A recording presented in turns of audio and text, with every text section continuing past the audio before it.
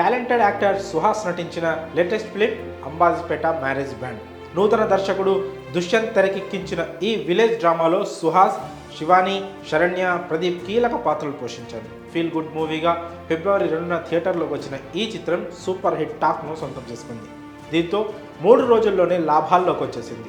ఇదిలా ఉండగా ఈ చిత్రానికి సంబంధించి ఓటీటీ న్యూస్ వైరల్గా మారింది. నెల రోజుల్లోపే ఈ మూవీ ఓటీటీలో స్ట్రీమింగ్ అవ్వనున్నట్లు తెలుస్తోంది. సుహాస్ స్టార్ట్ ఫిలిం నుంచి తన కెరియర్ ప్రారంభించి ఇప్పుడు వెండితెరపై హీరోగా రాణిస్తున్నాడు.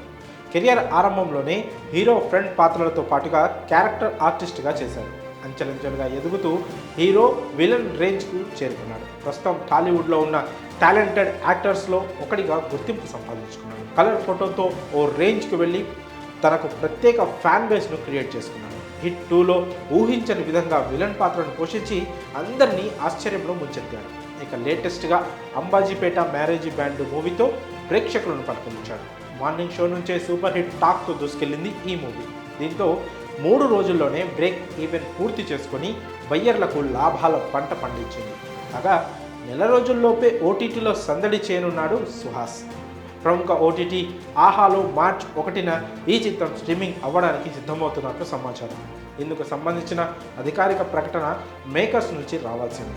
ఇదే నిజమైతే రిలీజ్ అయిన నెల రోజుల్లోపే అంబాజీపేట మ్యారేజ్ బ్యాండ్ మూవీ ఎంచక్క ఓటీటీలో చూసేయచ్చు. చిన్న చిత్రంగా మంచి వసూళ్లు సాధిస్తూ రన్నింగ్ అవుతుంది ఈ మూవీ.